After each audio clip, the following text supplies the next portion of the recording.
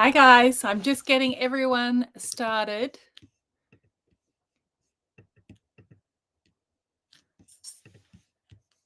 Getting ready.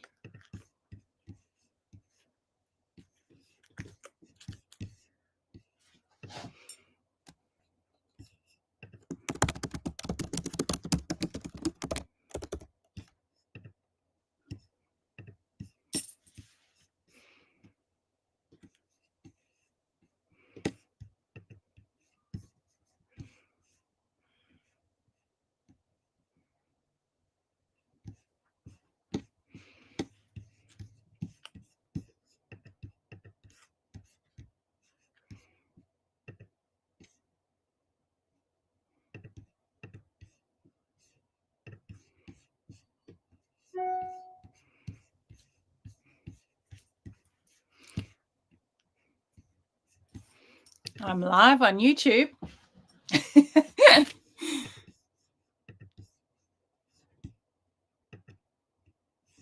Why am I not ready on?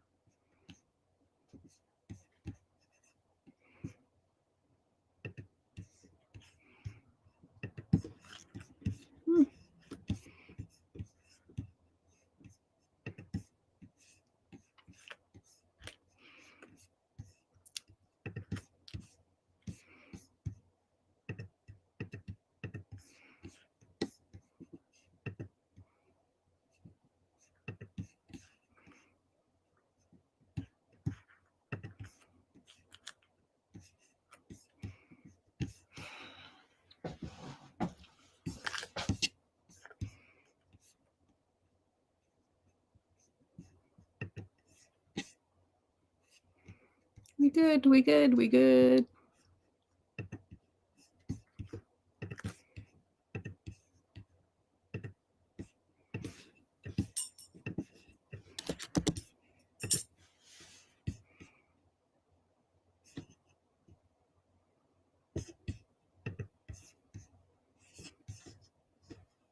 Says it's sending the data.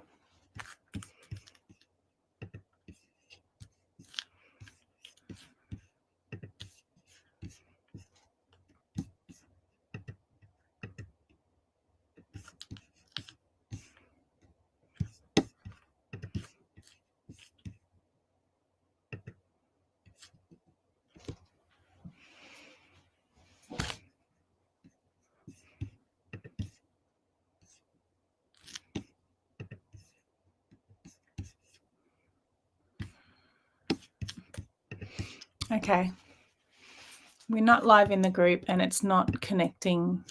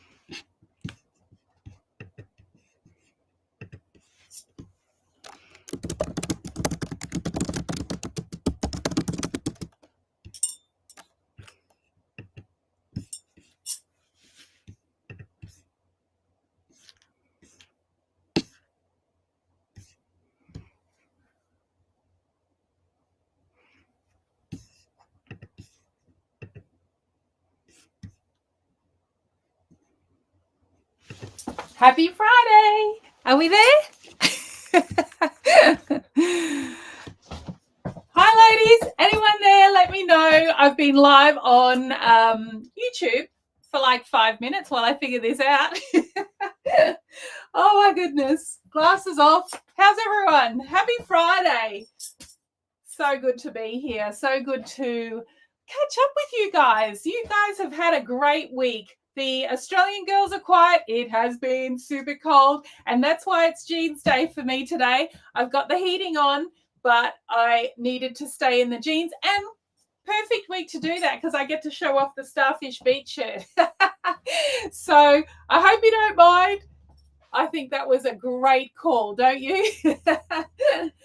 Yes, I have had a huge week. Justin made it to Fiji and he basically helped with the washdown of the boat this first day and then got on a plane to come home.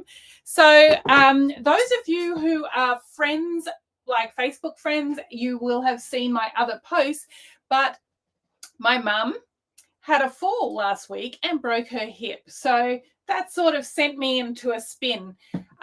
So mum is 74.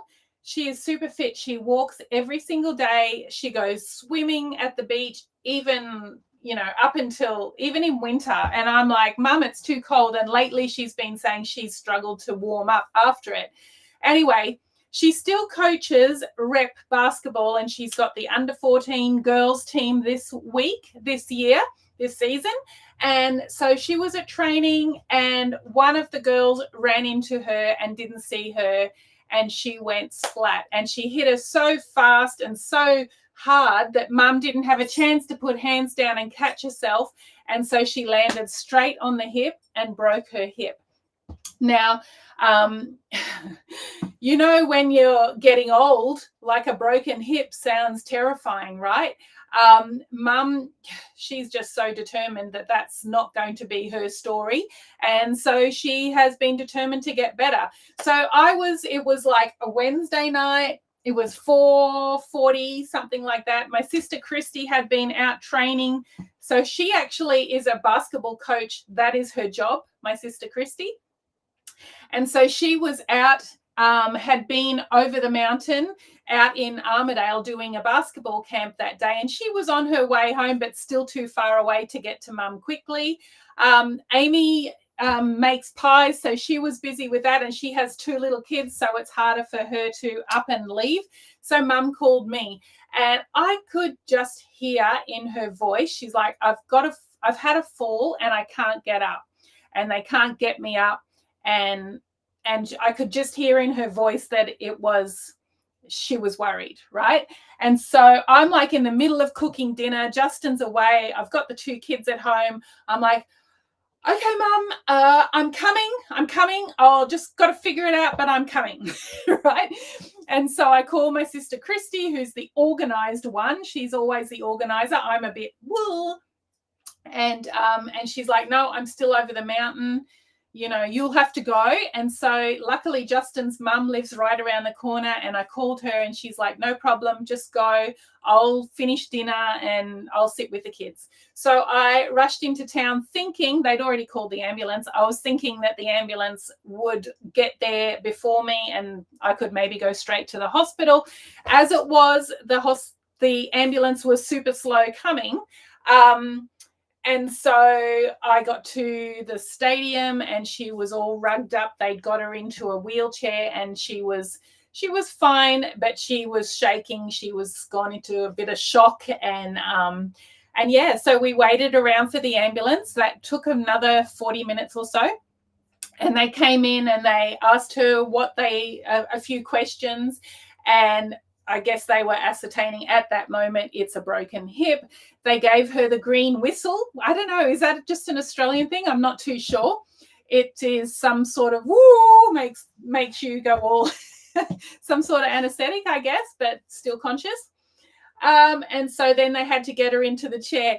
Now, if any of you know me, I don't do blood and I don't do injuries. When I was about 18 and I first left school and went to university and I was living at university in Brisbane, like about 3 hours drive at that time, about 3 hours drive south of my family, one of my school friends that I graduated school from had a terrible, terrible motorbike accident. And she was in a coma for 3 months and I went up to visit her we were all going to visit her to support her because her family were far away. And I walked in and I saw her and I didn't faint drop, I kind of staggered out of there and like found a chair and sat myself in the chair. And then the nurses were like checking on me. So I am a little bit hopeless in those situations. So when the ambulance people were trying to get ready to move mum onto the stretcher to get it into the ambulance, I'm like, I am not your man for this one. And luckily my sister Christy, who is amazing, walked in the door right before they were about to do that. And as soon as I saw her, I was just like, thank you, God, that you are here. And I sort of backed away into the corner and looked the other way. Not a very new thing. I'm not the one you want around in a crisis, put it that way. So, then I went to the hospital with mum. And I stayed with her for a couple of hours. They got the x-rays done, came back. Yes, it's a broken hip. And that they're going to do surgery. So I went home to the kids then, and then the next day I went up to the hospital and spent quite a bit of time with her, but they weren't able to get her into theatre the next day, so she didn't have the surgery the next day, but she was the first one in surgery on the Friday morning. And so I think I did my live. That was last week Friday. That's when I did my live. I didn't mention it on my live. I decided I was going to pull myself together and be a big girl and just get through the live, and then I could go up and support my mum. So I was able to be up at the hospital and wait for her in her room. So when they brought her out of surgery, she went to recovery for an hour or two, and then I was waiting there in her room when she came back, and I spent like the most of that day in the hospital with her. And then even over the weekend, I would spend the mornings up. My sisters and I, Justin away, so that's we one man down. And it's school holidays. The kids are on vacation. So yeah, we have just juggled kids and helped each other out so that we could each spend time up there with mum. Mum had the surgery, did amazing. I'm wondering if she's even on the live. She's probably listening to all this. Because my mum doesn't ever sit still, but with this hip, she has had to. So she's probably on the live. Justin came home as soon as he basically got to Fiji, because it was a lot. And mum is home now from hospital. After the surgery, she was just determined. She's getting up. She's going to get herself back together, and that's what she's doing. She doesn't want us to look after her. Amy, bless her, spent the first night at home with mum, because we like, well, mum, you don't know yet, how you're going to go in the shower, how you're going to go with getting to your toilet and getting off the toilet, and you don't know how you're going to go getting onto your bed. And a funny story, because she's so adamant she doesn't need help and she's not going to need us. So Amy went to pick her up from the hospital, and she's very slow. She does have a walker, but she's very slow still. And so Amy got her to the car, and then mum got in the car. So that's, sitting down, and got her legs in the car, like lifting up her legs, putting them in the car. And then Amy's like, right, mum, now you have to put the walker in the trunk. And she's like, see, how are you going to do that, Mum? So funny. And then even when we got home, so mum's first night at home, it was my sister Amy's husband's birthday. So we all went there to mum's house for dinner. So poor old mum, and she loves that. Let me tell you, nothing she loves more than having all her kids around. There we all were on her first night home, there for dinner. The kids all making loads of noise and having a happy time. Little Jack, who is Amy's little guy, he's only 5, and Amy has another little one, Bodhi, who's 2. So Jack, he saw my 2 kids come in, and he was so excited to have his cousins there. And then like 5 minutes later, Christy arrived with her kids, and her little boy is 12. Dylan's 12. And Dylan came in and I saw Jack say, oh, we're all here. And he was jumping up and down, all excited. Everyone's here. It's just magic. The absolute magic of all living together and having all your cousins around is just the best thing ever. I love it. So, yeah. Dinner at Mum's, and then Amy stayed with her that night so that we know that she's okay. And then last night was her first night at home alone. She's doing great. What a legend my mum is. Very clever. We'll have to get her on with her walker and her West Indies wear, right? We have to see that. Let me check the comments because I haven't, maybe you've even said you can't hear me. No, you can. We're all good. So glad to have everyone tune in. We are going to do this event thing because I feel like people are missing out on the live. We have 2,600 Island Girls in the group now, and we are getting about 400, 500 watching our live. So my goal is to try and remind you. Maybe some people are forgetting. I don't want you guys to miss out on the good stuff, right? The giveaway, the deals, all that sort of thing. So that's what I'm going to try and do. I think we did it wrong this week. I think Amy set up the event. So in future, I will set up the event and then I can go live in the event. I think this week Amy set it up and so I couldn't go live in the event. So yeah, it's always a moving thing with technology, isn't it? So I'm just going to, I've taken my notes of everyone's fun weeks this week. Kimberly, I loved your beautiful Island Girl nails and how the little sign on one of the nails says beach. So cute. Love that you always have nails that match your West Indies. Super cute. Jody is in Curacao this week. Jody is our resident travel agent, you guys. She does a lot of travel. She's an expert in travel and she is a travel agent. So if ever you want to book a trip or go somewhere, Jody is your go-to. She's an expert. She knows cruising. She knows islands. And I, for one, Christy was actually a travel agent in her former life before she started becoming a basketball coach for her job, right? So I love going through a travel agent. I think they wipe out the stress. You don't have to worry about whether you need a visa and things like that because they are on top of it. Often for me, with my trips from Australia to the US, I like to go with a travel agent because my trips are always like, some of it's Qantas, some of it's American. Then I want to go to, Nashville to visit the warehouse. So it's like takes so much stress out of it if someone else organizes it. So loved your outfits this week, Jody. She had Pretty in Pink in the Atoll skirt.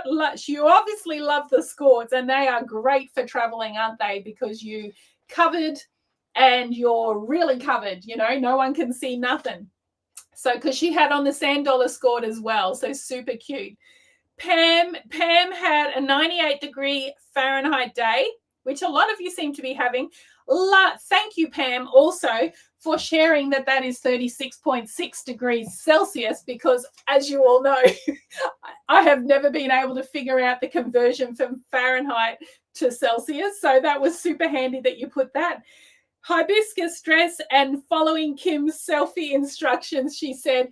And then she said she thinks she got the, what'd you say? Something like you had the outfit right, but you weren't sure about the selfie. Well, I thought the selfie was super cute. And then you said something about how Kimberly holds the camera higher and then she smiles. So Pam thinks she needs to work on the smile. I thought that was super cute. And then the problem is, we kind of mean to ourselves, right? So Kimberly said something about how she doesn't like her smile. Well, we've got to be kind to ourselves. Let's practice kindness to ourselves in the West Indies group, in the Island Girl group, because we all struggle with it, right? We all take a photo and we all go, well, everyone else looks nice, but not me. I'm guilty of it. I think we're all a bit guilty of it. So let's try and be forgiving. Because I thought you looked gorgeous, Pam.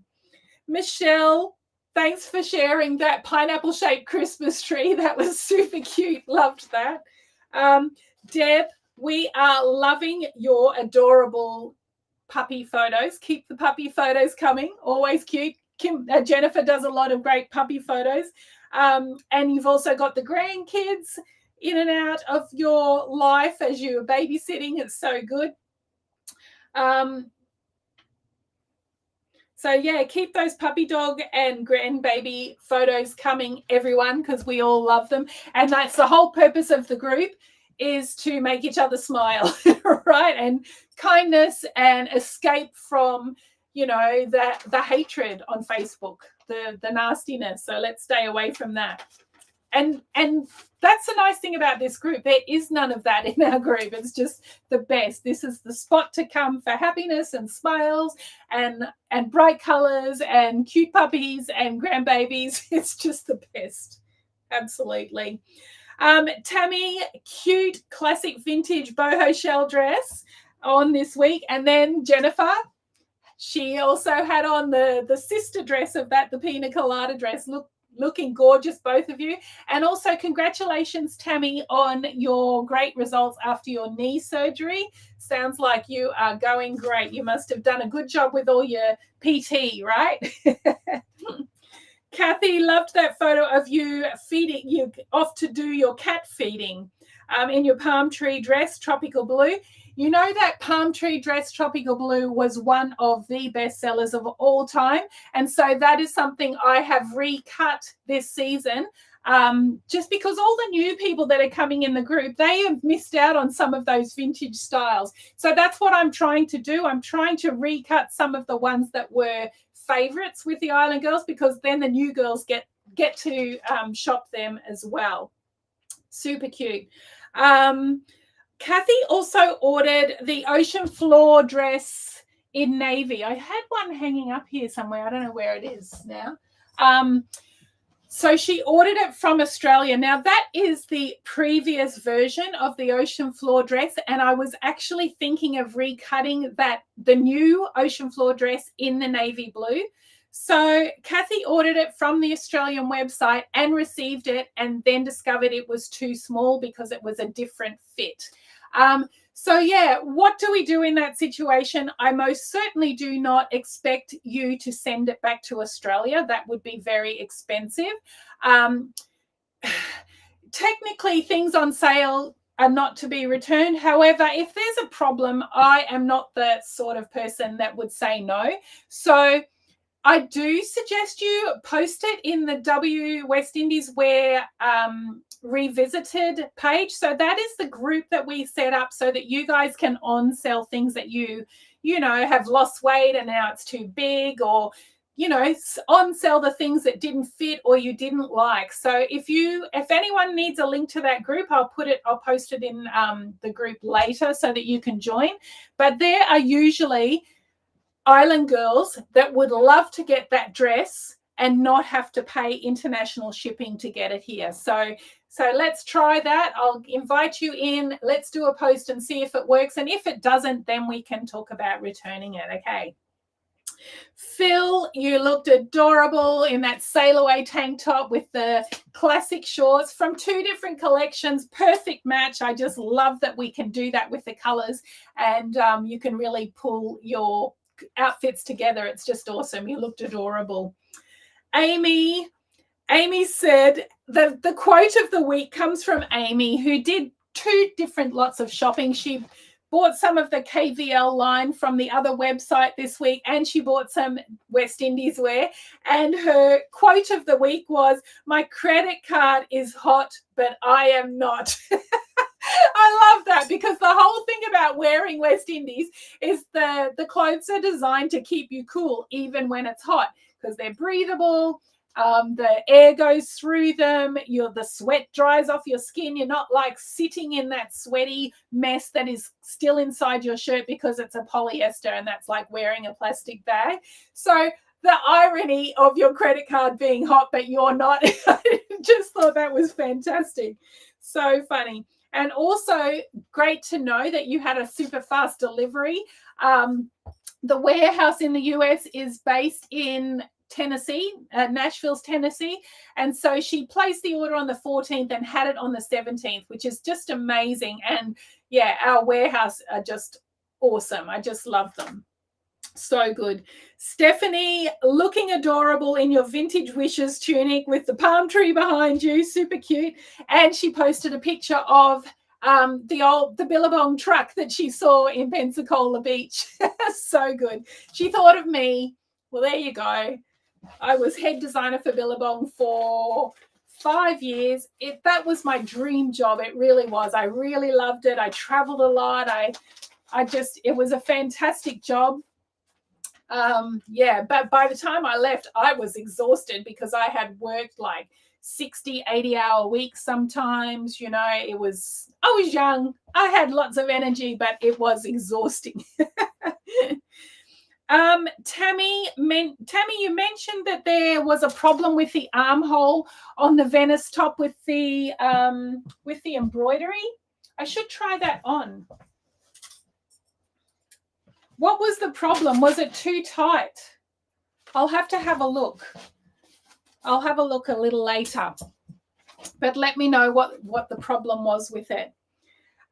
So the other thing, last week I asked what are skeeters, and then you guys have said mosquitoes. I never got that. I didn't have a clue what that meant, but now it makes perfect sense. So funny. So everyone on the live today has double entry, okay, for next week's giveaway. I want to say too that if Sheila McCormack Sowers is watching today, please reach out and let me know, because you won the giveaway 2 weeks ago and that remains unclaimed. I'm not able to tag her because I think she's not my friend. So if anyone's friends with Sheila, please let her know that she needs to reach out. I can't even remember what it is now that she won, but I'll be able to figure it out. So now, before I forget, the winner of this week's giveaway, which is one of the KVL tops that we talked about last week, and that winner, congratulations, it's Kate Altazan. I don't know if I said it right, but congratulations, Kate. You are the winner of one of these Venice tops that I had on last week. Super exciting. Let me know which one and I will ship it out to you next week. So what I was thinking of talking about this week and telling you all about was when the top 3 scariest things that happened on our ocean crossing when we were sailing from South Africa, Cape Town, South Africa, across the Atlantic Ocean to the Caribbean. Now, we were on a teeny tiny little 34-foot boat, 34 feet. That's very small. And our boat was very strong. I was just thinking, I wonder how this looks if we tie it. Our boat was, how's that? Cute? This shirt, it has embroidery, little starfish all over the front. It's super cute, and it's hard to see that that's the nice little detail about it. But it's super cute, and it comes in 3 colors. But I'm going to tell you my stories first. So we saved up. I had been the designer at Billabong. Justin was also working there, and we were saving all our money to buy a boat, and we bought this beautiful little 34-footer. She was heavy and strong, and she was built like a surfboard, like long and skinny, but like a cork, And so down in Cape Town, in the bottom there, the bottoms of South Africa, that is some of the roughest seas in the world. Okay, it's known. The Cape of Good Hope is known for how rough it can be. And so, yeah, we bought a boat. We got experience. We did navigation courses. We fixed the boat up. She was really amazing and really ready to go, but we added things to it, all the extra safety gear for ocean crossings, extra radio for longer distance radio, a self-steering system so that we didn't have to be helming all the time, all sorts of things that we added to the boat to get her ready to go. And then we had to get ourselves to Cape Town. Now, South Africa, the wind is crazy. The ocean is crazy strong. It's like it's next level weather down there. And on the western side of Africa, you've got that Indian Ocean current coming down the coast, and across the bottom from Brazil, you've got the Great Ocean, the Southern Ocean swells and currents that come across. And often as those currents converge and those weather systems converge, the sea can get crazy. It can really, and it's kind of shallow as you come into the African continent. And so the shallow makes the waves bigger. So it can be crazy rough, but it is a beautiful, beautiful place in the world.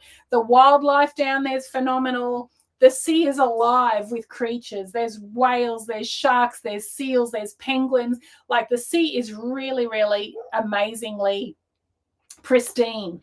So for us to leave our little home port and even get to Cape Town was quite an adventure on itself. So basically you would wait for a weather window, and the same that Justin just did now when he went to New Zealand to help sail this boat up to Fiji.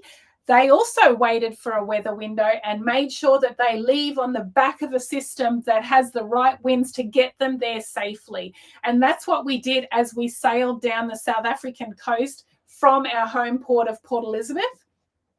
Basically, we would wait until the systems passed, the rough weather would pass, and then we would scoot down in between before the next one came, right? and yeah, Justin, being a surfer and being in tune with the weather, he really knew how to pick a weather window.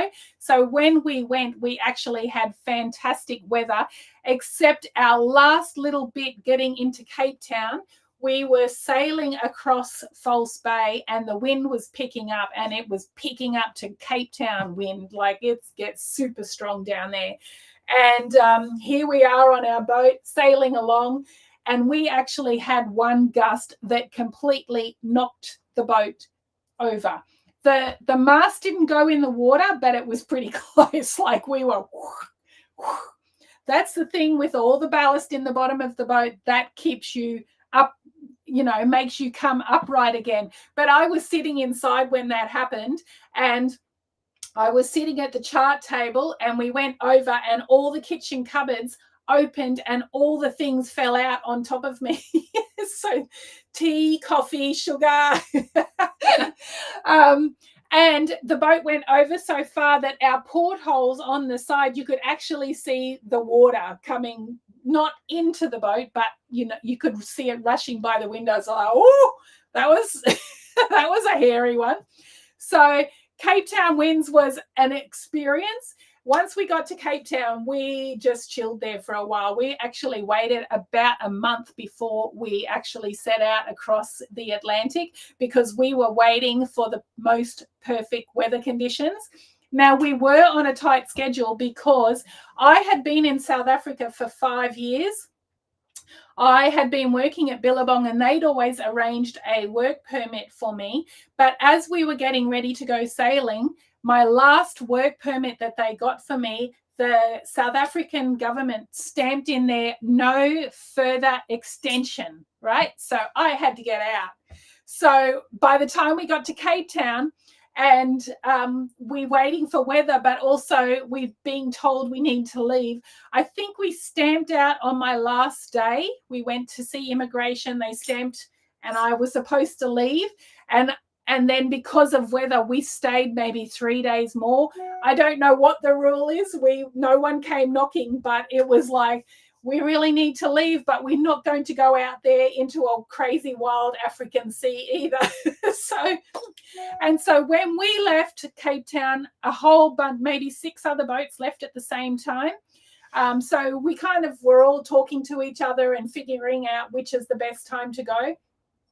And we left, and yeah, I will never forget the feeling of motoring away from the dock that day, because Justin and I had set the goal 2 years prior to buy a boat and sail to the Caribbean, and everything we had done for that 2 years was all about achieving that goal, saving the money, doing the courses, learning everything, getting experience, buying all the food, provisioning, packing the boat, getting to Cape Town. Like, it was a massive, massive adventure and a massive, massive goal. And that day that we had to motor away from the dock, I can't explain that feeling, because now we're here. We've told everyone we're going to do this. We've done all the courses. We've done everything we can, but now we actually have to leave. It was like, are we crazy? And you know, when you're young, so I would have been 28. I think I was about 20, 28, 29. Justin must have been, I don't know, 27. He's 2 years younger. I don't know. You don't have kids. You don't have a worry in the world. You think you're never going to die. You just don't think about. You just go out there and do it. And so, yeah, I don't know. It was this very surreal feeling leaving. I do remember thinking, oh my God, what are we doing? Off we went. We'd said we were going to do it. Now we have to do it, right? So off we go. Our first night at sea was fine. I had pre-cooked a meal. So that first night we didn't have to cook. We were out there. We set sail. We made drew a line to St. Helena, which is this tiny little speck of an island in the middle of the Atlantic. And off we went. And we got out of Cape Town fine. The first night was fine. I think it was like the second night or the third night even. We hadn't quite gotten far enough away from Cape Town, crazy Cape Town weather. And then this system came through. And so before we knew it, the seas were as big as the boat. The wind was strong. And the boat was like these waves. The boat was picking up our little boat like it was a cork. And then, you know, you'd go up and over. I called those swells, they were like big grandpa swells, like really big. And close to Cape Town, they had been slow. But as this system got closer to us, they got bigger and scarier.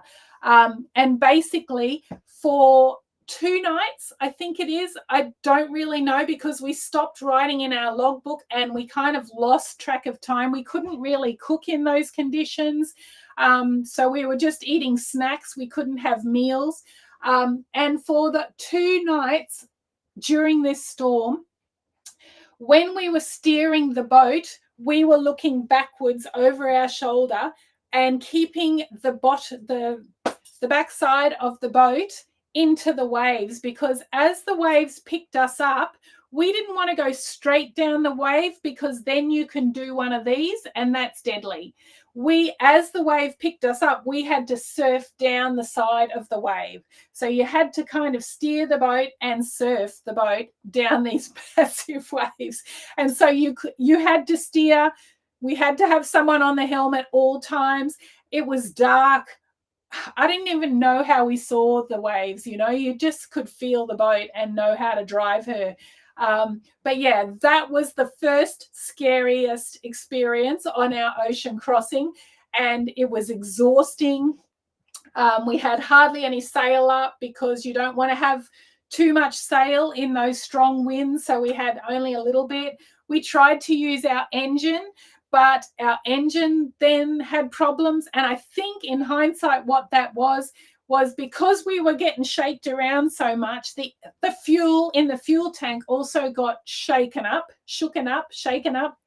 And all the sludgy stuff from the bottom of the fuel tank got mixed in with the fuel, and then some sort of bit of sludges tried to go through the engine, and the engine has not coped. And so it seized and stopped, and we're like, all right, well, we got to sail now.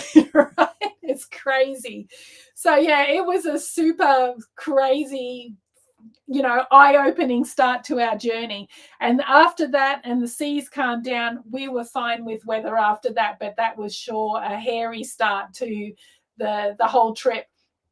Another nice thing was on that trip, as we were still close to Cape Town, we could do daily check-ins with Cape Town Radio. So Cape Town Radio is a radio service by the South African government that is for all the marine traffic around at that time. So we could radio in, and we would just give them our position, and tell them that all is well on the boat, right? And then Justin's father in South Africa was able to call them every day and say, are the kids all right? Yeah, the kids are all right. And at one stage there, I asked Cape Town Radio, could we do a collect call to my dad in Australia? He's like, sure. So he calls correct. I think how they do it is like literally the old-fashioned phone against the radio mic. And so he calls my dad. He calls my number. I gave him the number. He calls my dad. My dad answers the phone. And like, yeah, we're like, hi, Dad, we're in the middle of the Atlantic. Over. And then my dad's on the phone saying, is everything okay? Over. But he's on a telephone, so he thinks this is hilarious. But we talked for a couple of minutes, just said, everything's fine. Don't worry. We just, just doing this because we can. And then my dad eventually, typical of my dad, he's like, how much is this costing me? Over. It's like, oh, Dad, okay. Oh, so funny. Okay, so the second scary thing that happened, let me just see which one was number 2.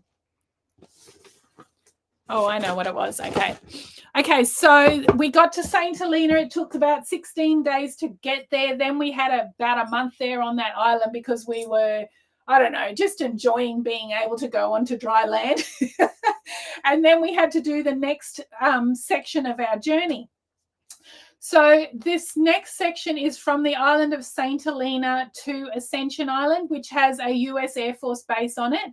And St. Helena at that time had no airport. It's a British island. It's in the middle of absolutely nowhere, one of the most remote islands in the world. And their only contact with the outside world, other than phone, is there was a ship that would come twice a year. And this ship was called the St. Helena. It was named after the island. It would come from England to St. Helena, Cape Town, back to St. Helena, back to England. So it did that twice a year. So they would get fresh supplies every 6 months, basically. And so this ship, we knew it had been in St. Helena and we knew it would be going north any day. So we were keeping an eye out for all shipping. We had someone on watch at all times. These days you do have AIS. You have like some sort of technology, some sort of satellite technology that tells you other ships in the area, if they've got the AIS, of course. But anyway, this ship was, St. Helena was crossing our path, and that we saw them come and go. We had a little chat on the radio. But a few days later, a massive big freighter came past that we didn't know it was coming. We could just see it on the horizon. And so my husband, Justin, he's the captain, but he's shy, so he doesn't do the radio calls. He doesn't do phone calls. That's my job. Okay, so he's like, you need to call that ship and tell them that we are here, make sure they've seen us and that they're not going to run us down, okay?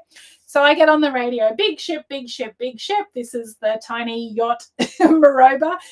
Do you copy?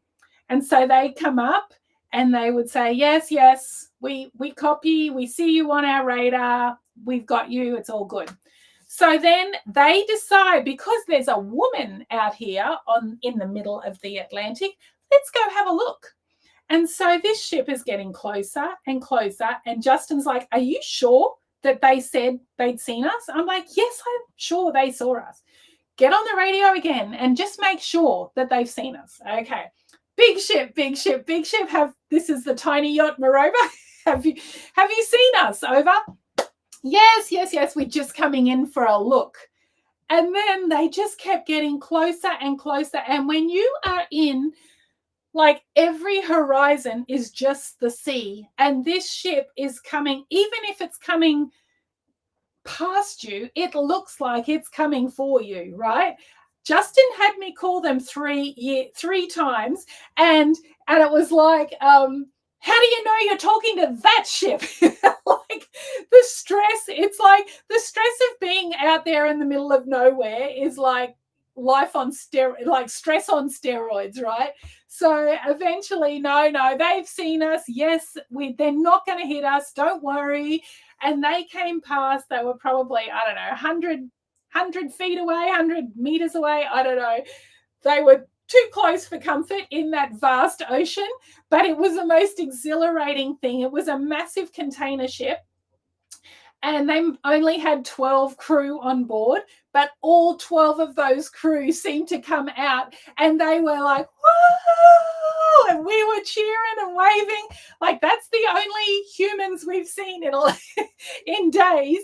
And it was super exciting, but like, oh, thank goodness, that just like, it got a little bit stressful there for a minute, because even as they were coming closer, it looks like they are going to run you down, and you've got no chance. If you're on their line, you've got no chance of getting out their way, because they are going 24 knots or something crazy, super fast speeds. And they have very limited maneuverability. You know, at that speed, they can't stop, and they can't even change direction that quickly. So it was super scary.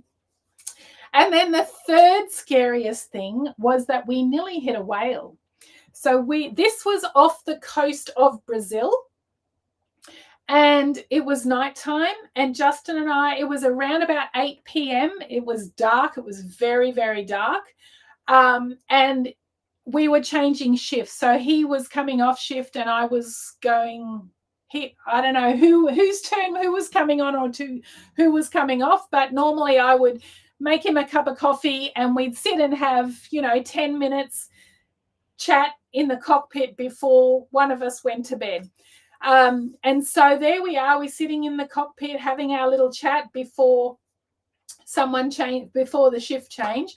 And we always at night had our harnesses on. So a harness is like the straps that's around your body, and then there is another strap that clips onto you that is strapped to the boat so that you can't fall overboard, right? So you can't leave the cockpit even. It's a short rope. It keeps you tied to the boat. And so we're both sitting there, we're having our cuppa, and I look over the side, and it's pretty dark. I don't think there was much of a moon. I couldn't really see anything, but I noticed that the water right next to us looked really weird. Like, it just looked weird in that area. And next thing, there was like and this strong smell of fish. And there was a whale next to us right there. And we just got the biggest fright, because had he seen us? Was he asleep? Was he awake? And was he coming to have a look? We couldn't see anything because it was pitch black. It was so dark. Just got such a fright. Now, some other yachts person had told us that if you see whales, you put on your depth sounder, and they can pick up that signal, and they know it's a boat, and they go away. That's what someone had said. So as soon as we saw this whale, we were like, the depth sounder. But the switch to turn this depth sounder on was down below inside the boat. So we both go running towards the boat to go down and turn it on, and we both get pulled up by our harness because we forget that we've got the harness on. And so then we're fumbling around. It must have looked like, Faulty Towers or one of those slapstick TV shows. And so, yeah, by the time that we finally got the depth sounder on, the whale was long gone. But I promise you, my hands were shaking for about half an hour after that close encounter, because I just didn't know. I didn't know if that was a close miss, or was he coming in to have a look? I don't know. Have any of you seen the footage of, there's a pod of whales that is living or in the area outside Gibraltar, which is the entrance to the Mediterranean. And this pod of whales, every whatever season it is, it's for 3 months of the year, they are hanging around outside the entrance to the Mediterranean and attacking yachts. Like, some have sunk, some have had their yacht, their rudder completely ripped off, and it's like they're playing with the rudder, or that scientists aren't sure if they're playing with the boats, but it seems like the older whales, they're killer whales, are teaching the younger ones how to do this. So scientists are trying to figure out, have they had a run-in and they're annoyed with boats and now they're going to show them? Or is it just they're playing with it or what? But yeah, if you've got to come out of the Mediterranean Sea to sail across to the Caribbean, might want to time that at a time where they're in another part of the ocean because, yeah, that doesn't sound like fun. Not at all. Imagine. So I haven't been able to look at any comments. Oh, wow. You've got a pot of orcas around Merimbula at the moment. Amazing. Yeah. Good. So many great comments. All right. So today, the style of the day is the Starfish Beach shirt. Fantastic open, or wear it as a cover up over your swimsuit, or wear it just to cover the tops of your arms if you don't like the tops of your arms, or even as a cardigan if you're feeling a little chilly. It comes in 3 great colors. There is the shimmer, this beautiful soft aqua color, and the really lovely bright periwinkle. And they've all got the starfish embroidered on them on the front. So it's only on the front. The sleeves are 3/4, but they also got a cuff and a roll-up little tab so that you can wear it shorter like I have done. And in the back yoke has this cute little hole, like a little keyhole. Just a really different way to, different sort of look on your blouse. So 3 great colors. A lot of our island girls have already got this, and I'm sure they will be posting it this week. I'm going to go away and put on another color.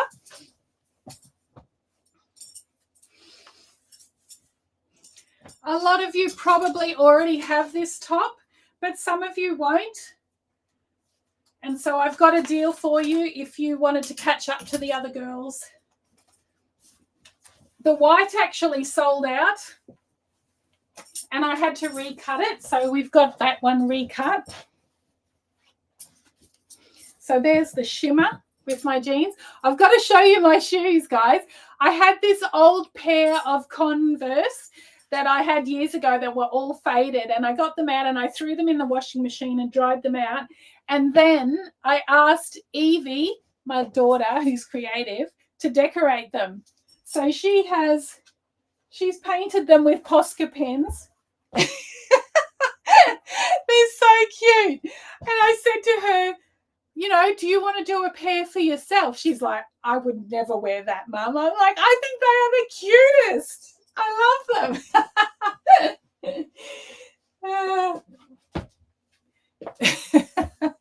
Okay, so there's the second colorway, the shimmer. The fabric is this beautiful soft cotton. It's like a washed cotton, and it does crease. So I did give these a quick steam before I came on. So cool and comfortable, loose. If it is oversized, it's not as long as our previous one, but it definitely covers your bumsy. And then, 3 colors. You could wear them with the white pants as well. You can wear them with the linen pants or the classic pants that so many of you have. Super cute. Or you can wear them open, of course. The fabric is not at all see-through, so you can wear them. You don't have to wear a top underneath.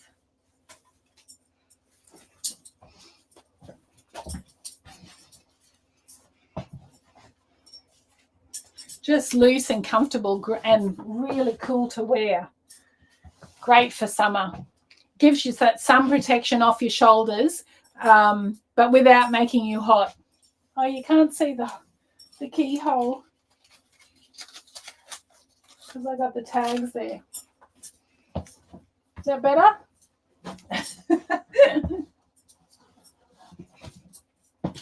So super cute and fully embroidered on the front in this matching color.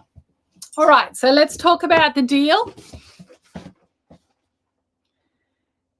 If you'll have to use the email to figure this out because it's different for the US and Australia.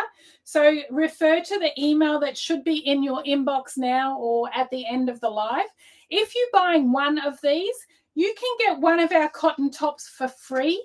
Just use the link in the email to find which collection of tops you can use. It's actually, I've just set up a new offer as well, where there's a collection of tops, beautiful cotton tops, and you can buy two and get one free. Okay, so that's a new deal for anyone to use. It's on the website, it's in the menu.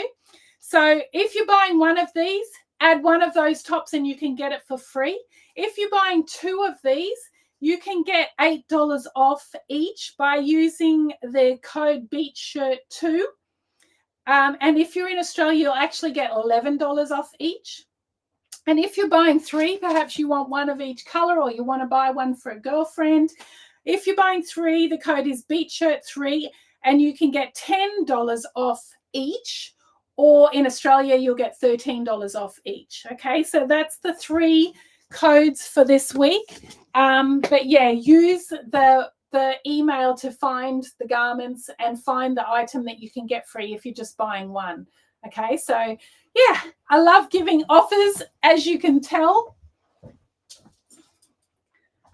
And the white one, I actually recut it. So there are plenty of them. You can see it's not too see-through. It's a beautiful cotton and it's got a little slub in it. I don't know if you can see that, but there is like a little slub in the cotton.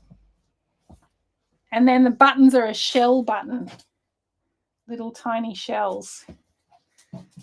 Super cute. All right, guys, congratulations to Kate who won this week's giveaway. And as I mentioned before, all of you who are on the live, I'm going to check now when I log off. Anyone who's on the live gets a double entry in next week's giveaway. And then if you catch it on replay, no problem. You still get one entry in the giveaway to win one of these shirts for next week. So good luck. Make sure you put a comment. If you haven't commented, you're not in the draw. Okay, so make sure you comment so that I know that you're here for the live. Otherwise, I won't know. All right, so before I end, make sure you get your comments in. I hope you all have a fabulous week. Lots of love to everyone. To the Aussie girls, keep warm. Those American girls are keeping us warm with their hot summer photos. It has been so cold this week. There's been snow in areas where there's not normally snow. It's been way colder than we are used to, but we're surviving. And I even got the fire going when Justin was. Oh, there was a funny thing last night. I slept till about 2 a.m. and then I started my hot flushes started, right? So I did the same thing. So I'm laying there and I can feel it coming. Do you guys suffer from them too? Or have you in the past? So I can feel it coming and then it's like, yeah, no, it's too hot. And off comes a blanket. And and I'm lying there, in my just T-shirt and underwear. And I'm lying there waiting till I cool down. And Justin looks over. This is 2 o'clock in the morning. He's like, why don't you go and hop in the pool? I mean, we're talking the middle of winter, guys. That pool is so freezing cold. I just started laughing. I don't think I'll be getting in the pool. I don't think so. Not until October. Oh, dear. I hope I'm not alone in this hot flush game. All right, guys, good luck with the giveaway. Thanks so much for tuning in. Lots of love to everyone. Keep those beautiful photos coming. And our Australian girls, if you find a way to wear West Indies despite the cold, let us know. Show us a photo. I'd love to see your outfits. All right, guys, thanks so much for tuning in. Lots of love. Bye. Now, I just have to figure out how to end it.